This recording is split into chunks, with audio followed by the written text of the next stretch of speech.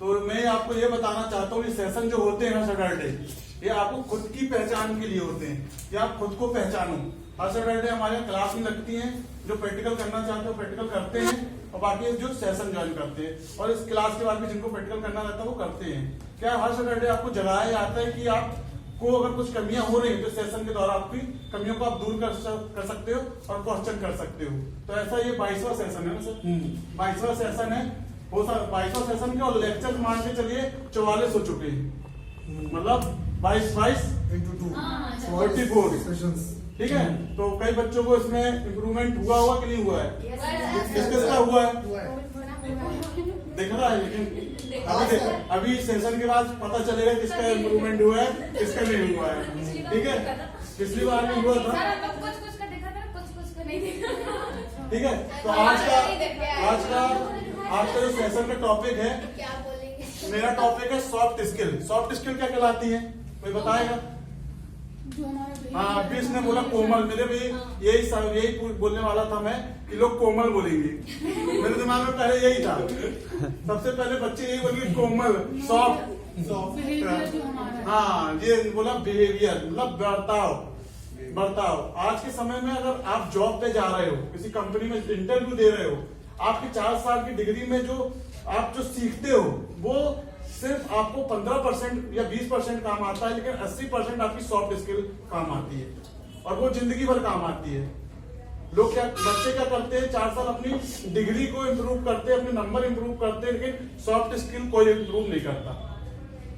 फिर कॉलेज क्या करता, बाद में उसको अलग से चार्ज लेके सॉफ्ट स्किल सिखाता है, होता है कि नहीं होता है?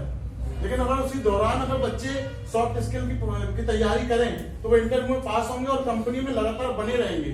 आज लोगों के जो जॉब छूटते हैं, लोग जॉब नहीं कर पाते हैं, कोविड में कई लोग जॉब छोड़ आए हैं, या किसी का बिहेवियर खराब हो गया है, उसका कारण क्या है? उनकी सॉफ्ट स्किल अच्छी नहीं थी। अगर सॉफ्ट स्किल अच्छी होती तो वो अपने लगातार उस कंपनी में बने रहते। तो सॉफ्ट स्किल के बारे में समझ में आया आपको कि क्या होती है? आपका व्यवहार, जो आप अगर जो कंपनी में काम कर रहे हैं तो आपका क्या व्यवहार है, किस तरह आपको कंपनी में काम करना है। तो आज मैं सॉफ्ट स्किल के 10 पॉइंट बताऊंगा आपको, ठीक है, जो आपको हमेशा जीवन में काम आएंगे। जॉब में, कहीं भी, रिश्तेदारी में, सब जगह सॉफ्ट स्किल काम आती है। ठीक है, पहला है problem solving soft skill. Problem solving soft का मतलब क्या होता है? प्रॉब्लम को सॉल्व करना, बहुत सही। और कोई बताएगा? कुछ लोग बहुत ज्यादा रायता ही फैला देते हैं, प्रॉब्लम सॉल्व। हाँ, ऐसे कई जवाब निकलेंगे, अलग बात है। आप लोग भी बताओ, इसलिए मैं पूछता जाता हूँ। मैं तो बोलूंगा, लेकिन आप लोग को भी पता होना चाहिए।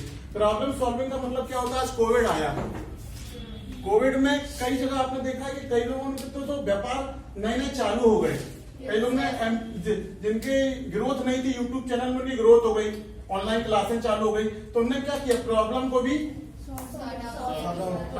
अवसर में बदल दिया। जब भी आप कंपनी में, कोई बड़ी कंपनी में ज्वाइन करोगे ना, तो सबसे पहले ये सवाल आपसे होगा, कल के दिन मेरी कंपनी डूबती है तो आप उस कंपनी को कैसे संभालोगे? तो आपको प्रॉब्लम सॉल्विंग बनना पड़ेगा। वो कंपनी में भी हो सकता है, आपके जीवन में भी हो सकता है। जीवन का मतलब, अगर आपकी गाड़ी रास्ते में पंचर हो गई आते आते, तो आप क्या प्रॉब्लम को वहीं गाड़ी फेंक के आ जाओगे कि वहीं ढूंढोगे किसी को? और जेब में पैसे नहीं रहे तो के लिए जाएंगे, बस फेंक के नहीं आएंगे। कई लोगों को जेब में पैसे भी नहीं रहते, हमारे यहाँ है कुछ नहीं रहते। तो कहीं ना कहीं मेरा एटीट्यूड ले आओगे, ठीक है, ठीक है। कहीं ना कहीं मेरा ये कहना है कि कहीं ना कहीं तो प्रॉब्लम को सॉल्व करोगे कि नहीं करोगे? तो आप जब भी कहीं जॉब करोगे तो आपको ये सोच के चलना है कि मैं इस कंपनी में, इस जॉब में प्रॉब्लम सॉल्व करने आया हूँ। तो ये नहीं कि प्रॉब्लम को और बिगाड़ दूं। तो फर्स्ट स्किल क्या होनी चाहिए आपके अंदर? Problem solving. दूसरी क्या है? Critical thinking. इसको कौन बताएगा, क्या होती है ये? सर, लोगों से कुछ अलग सोचना। बिल्कुल सही। और कोई बताएगा? काम को एक अलग तरीके से करने की कोशिश, अपने काम को अलग तरीके से करने की कोशिश। नहीं, वो नहीं है, वो दूसरा पॉइंट है। और कोई बताएगा?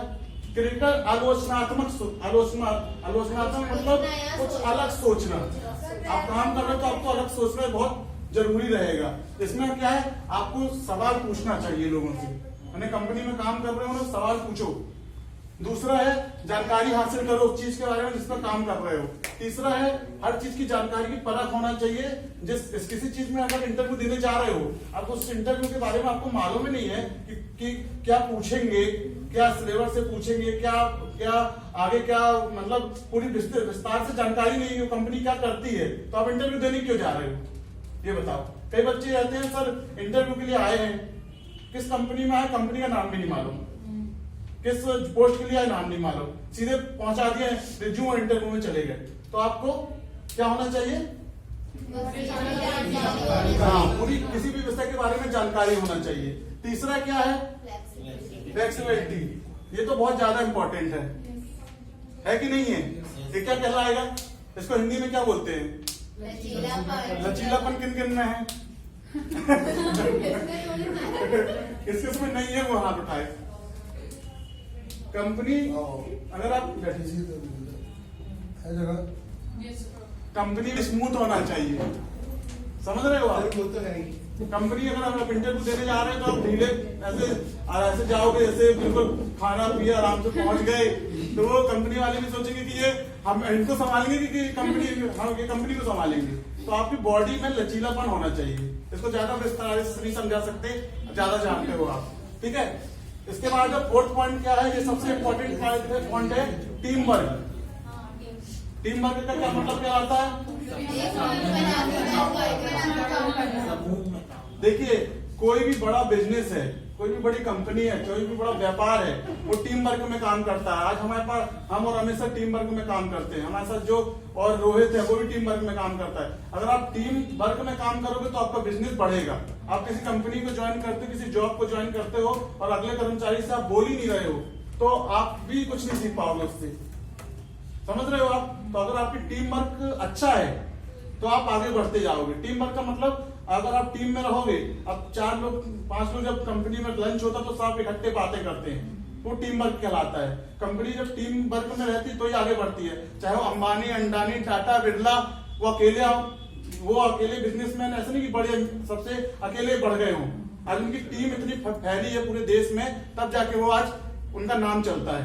अगर वो आज सब लोग छोड़ दें जॉब तो उनका कोई नाम देगा क्या। तो टीम वर्क होना बहुत जरूरी है, ठीक है। जो मैं इनको बता देना चाहता हूँ, पहली स्किल होना चाहिए सॉफ्ट स्किल की प्रॉब्लम सॉल्विंग। दूसरी होती है क्रिटिकल थिंकिंग, सवाल पूछना, आलोचनात्मक होना। तीसरा होता है फ्लेक्सिबिलिटी, तीसरा होता है टीम वर्क, और 5वीं क्या है, कम्युनिकेशन स्किल। किसकी कम्युनिकेशन स्किल अच्छी है, कोई है अपने यहाँ पे। कम्युनिकेशन स्किल क्या कहलाती है, कोई बताएगा। किसी के साथ बात समझाना या मेरा ये बिजनेस। कम्युनिकेशन स्किल का मतलब ये है कि आज आप कहीं मुझसे भी मिलने आए हो, एक के सामने अपनी बात को रखना। कम्युनिकेशन स्किल का मतलब ये है कि किसी, आज मैं बैठा हूं और आप इंक्वायरी लेने आते हो, अगर मेरे को आपकी बात समझ में नहीं आएगी तो मैं आपको क्या समझाऊंगा। अपनी बात को प्रस्तुत करना, वो क्या कहलाता है, कम्युनिकेशन स्किल। अगर आप अपनी बात को प्रस्तुत ही नहीं कर पा रहे हो तो अगला आदमी आपको क्या जवाब देगा। इस पे भी मैंने एक लेक्चर ले चुका हूं कम्युनिकेशन स्किल पे, ठीक है ना। इसके बाद क्या है, ऑर्गेनाइजेशन, मतलब संस्था। संस्था का मतलब समझते हो आप, क्या कहलाता है, ऑर्गेनाइजेशन। हाँ वो तो हमने बता दिया। संस्था का मतलब जिस संस्था में आप काम करते हो वो किस मतलब किस स्ट्रक्चर पे काम करती है, ये आपको नॉलेज होना चाहिए। मैं आपको बताता हूँ। पहले लाइन का मतलब क्या होता है, जितने भी वर्कर है, सब है, स्टाफ है, वो लाइन में आते हैं। लाइन में मतलब पूरे जो एक कंपनी चल रही है, पूरा जो स्टाफ रहेगा वो लाइन ऑर्गेनाइजेशन में आएगा। दूसरा होता है लाइन एंड स्टाफ। लाइन और स्टाफ का मतलब क्या होता है, मजदूर अलग हो जाते हैं और इंजीनियर अलग हो जाते हैं।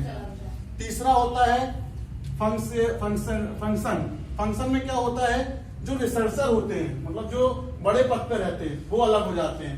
थर्ड होता है प्रोजेक्ट, जो प्रोजेक्ट पे काम करते हैं वो अलग हो जाते हैं। और थर्ड होता है मैट्रिक्स। मैट्रिक्स का मतलब होता है सबका फिर अलग अलग, मजदूर अलग होता है, इंजीनियर अलग हो जाता है, प्रोजेक्टर अलग हो जाता है, सुपरवाइजर अलग हो जाता है, और जो मालिक रहता है वो अलग हो जाता है। तो इस पे पूरी संस्था काम करती रहती है। कहीं अगर आप काम करो तो इसका नॉलेज होना चाहिए। तो ठीक है, सॉफ्ट स्किल से मैं बारे में ये बता देना चाहता हूँ, लोग सिर्फ हार्ड स्किल पे काम करते हैं। हार्ड स्किल क्या कहलाती है, कोई बताएगा? कोई और कोई बताएगा? किसको मालूम, किसको नहीं मालूम हार्ड स्किल क्या कहलाती है? अपने जीवन में 2 स्किल सबसे ज्यादा इंपॉर्टेंट है जो मैं बता रहा हूँ, सॉफ्ट और हार्ड स्किल का क्या होता है? सर हार्ड स्किल मतलब जो हम जो काम कर रहे हैं उसी पे फोकस रहे आप एक टेक्निकल नॉलेज है जो आप सीख रहे हो, C++ सीख रहे हो, जावा सीख रहे हो, पाइथन सीख रहे हो, जो आपको वर्क करना है वो हार्ड स्किल कहलाती है। और सॉफ्ट स्किल का मतलब उसको कैसे करना है वो सॉफ्ट स्किल कहलाती है। और हमारे यहाँ दिक्कत क्या हो रही है, सिर्फ लोग हार्ड स्किल करते हैं। आज कई जगह देखा गया है कि जो हार्ड स्किल वाले हैं उनके 99% होने के बाद भी उनको जॉब नहीं मिलती है, और जो सॉफ्ट स्किल वाले वो 50% लाने के बाद भी उनको जॉब मिल जाती है। कारण क्या है? उनको बोलना आता है, व्यवहार आता है, व्यवहार कौशल आता है, तो उनको जॉब मिल जाती है। बाद में वो कंपनी में घुस के काम सीख जाते हैं, जो बंदा काम सीखा हुआ उसको जॉब नहीं मिलती है। तो आपको जे स्किल मान के चलिए 70% आना चाहिए, 30% आपको अगर वो चीजें आती भी हैं तो आप कंपनी में घुस के काम सीख सकते हो, लेकिन कंपनी में घुसने के लिए आपको सॉफ्ट स्किल की जरूरत है। ठीक है, तो दिक्कत 6 पॉइंट हो गए। इसके बाद है क्रिएटिव। क्रिएटिव का मतलब क्या होता है? और जो तुम बोल रहे थे फिर से बोल दो। सर लोगों से अलग सोचना और उसको अलग तरीके से करने की कोशिश करना। क्रिएटिव माइंड का मतलब क्या होता है? क्रिएटिव अलग सोचना। अब कोई कॉपी, यस, किसी की कॉपी नहीं करना कि जॉन इब्राहिम है तो जॉमिन इब्राहिम बनूंगा मैं। जॉन इब्राहिम से तुम अलग भी तो बन सकते हो, नहीं बन सकते हो। इसका उदाहरण एक दिया मेरे पास है, हमारे परिचित के, वो जॉन इब्राहिम को कॉपी करते हैं। तो कॉपी नहीं करो किसी को, उदाहरण देते हैं, उदाहरण में दे रहा हूँ आपको। किसी भी चीज की कॉपी मत करो। क्रिएटिव का मतलब क्या होता है? कॉपी नहीं करना।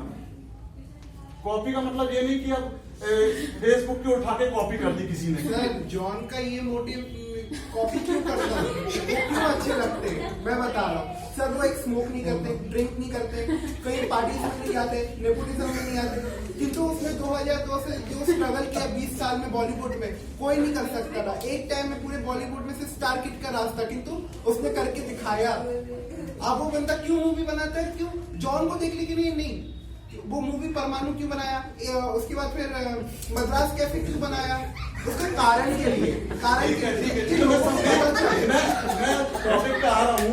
इसका मतलब क्या है? क्रिएटिव का मतलब है कॉपी नहीं करना। कोई बताएगा कॉपी नहीं करने का मतलब? यूनिक, कुछ अलग तो करो आप। आज फेसबुक वाले ने फेसबुक बनाया, किसी को सबको जोड़ दिया, उसने पूरे देश दुनिया को जोड़ दिया, कुछ अलग किया कि नहीं किया? उसने कनेक्टिविटी को एक अलग लेवल पे लेके फिर गया। अलग बात है, इंस्टाग्राम कॉपी कर अलग कॉपी कर लिया किसी ने, ठीक है ना? इंस्टाग्राम की कॉपी कर ली, लेकिन उसने ऐसा तो नहीं कि सब वर्जन वही रखे हो, सब टूल्स वही रखे हैं। उसने कुछ कॉपी तो नहीं किया ना उसका। इंस्टाग्राम, व्हाट्सएप भी बहुत अलग बनाया। तो अगर आप कुछ क्रिएटिव करते हो तो आप पहचाने जाते हो। अब आप वही कॉपी करते हो तो आप नहीं पहचाने जाओगे। बस आप अगर क्रिएटिव कुछ, आज कई लोग देखे जाते हैं क्रिएटिव, कई यूट्यूब चैनल ऐसे क्रिएटिव रहते हैं, आपने देखा होगा कितने ग्रोथ करते हैं।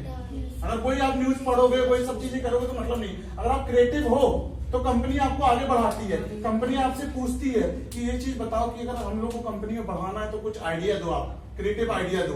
तो कंपनी दो, ऐसा नहीं कि बस आपको जितनी सैलरी दे रही है उतनी काम करो। आप जिन सोच के मत जाओ कि बस आज मेरे को काम करना है, कल तो मेरे को सैलरी मिलना है। अगर आप क्रिएटिव माइंड वहां दिखाओगे तो आपको सैलरी भी इंप्रूव होगी और आपको हो सकता है प्रमोशन में बैंगलोर पहुंचा दे। समझ गए? तो क्रिएटिव माइंड में होना बहुत जरूरी है। ठीक है, इसके बाद क्या है? Emotional intelligent. अब इमोशनल इंटेलिजेंट का मतलब क्या कहलाएगा, कोई बताएगा?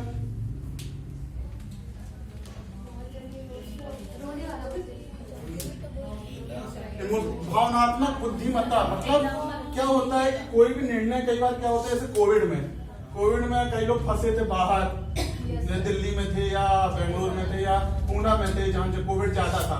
तो भावनात्मक निर्णय लेने ने क्या किया, उस चक्कर में उनकी जॉब छोड़ दी कि अब मेरे को जॉब नहीं करना है, यहाँ पर ज्यादा फैला है, चलो। और कल के दिन जबलपुर आने के बाद उनको जॉब ही नहीं मिल रही। तो क्या हुआ उनका निर्णय? कैसा लिया उन्होंने? इमोशनल निर्णय लिया। जब भी आप कभी काम कर रहे हैं तो किसी प्रकार से इमोशनल जो अत्याचार एक वर्ड है, मेरे उसने इमोशनल अत्याचार किया मेरे साथ, ऐसा इमोशनल भावनात्मक निर्णय कभी नहीं लेना चाहिए। जब भी आप कंपनी में कहीं भी काम कर रहे हो या रिश्तेदारी में हो, आपके जीवन में कभी भावनात्मक निर्णय लोगे उसका परिणाम गलत होते हैं। ठीक है, समझ में आया? इसके बाद है attention to detail. Attention to detail, हाँ, हर चीज को विस्तार से जानकारी। कोई अगर कंपनी में काम कर रहे हैं, कैसे काम कर रहा है उसके बारे में पूरी आपको विस्तार से जानकारी होना चाहिए। ठीक है, 9 पॉइंट समझ में आए? किसी का कोई डाउट? और ये लास्ट पॉइंट है जो रिस्पॉन्सिबिलिटी, ये सबसे ज्यादा इंपॉर्टेंट पॉइंट है। अगर आप किसी कंपनी में, किसी फील्ड में, आप अपने परिवार में, जीवन में कभी भी अगर आप कोई भी काम कर रहे हैं तो रिस्पॉन्सिबिलिटी से करना चाहिए। कारण ये है कि अगर आज में कोई संस्था आपको बलबूते पे छोड़ के जाए, बाजीगर पिक्चर देखी आपने? किसने देखी बाजीगर? देखी होगी सबने। वो उनके ससुर साहब रहते हैं, वो छोड़ के चले जाते हैं उनके कंपनी, उनके भरोसे वो कंपनी के मालिक बन जाते हैं। तो उन्होंने क्या रिस्पॉन्सिबिलिटी का पालन किया था? नहीं किया ना। लेकिन आपके भरोसे कोई कंपनी छोड़ के जाएगा तो क्या करोगे? रिस्पॉन्सिबिलिटी का पालन करोगे कि नहीं करोगे? तो आप जब भी काम कर रहे हो, चाहे जितना काम कर रहे हो, वो रिस्पॉन्सिबिलिटी से करना चाहिए। क्योंकि कंपनी भी देखती है कि ये हमें दे रहे हैं तो हम इनको अर्न कर रहे हैं, लेकिन जितना दे रहे हो उतना नहीं, आप उससे ज्यादा देने की कृपा करो तो आपका ग्रोथ और ज्यादा होगी। ठीक है, 10 पॉइंट समझ में आए आपको? किसी के कोई क्वेश्चन में 5 मिनट क्वेश्चन पूछ सकता है, फिर उसके बाद एंड करते हैं। कोई क्वेश्चन? Thank you. वो ठीक है, तो कोई इससे आज के लेक्चर से ये समझ में आया कि ये कितनी इंपॉर्टेंट है। तो ये सब आप लोग अपनाओ तो आगे बढ़ोगे।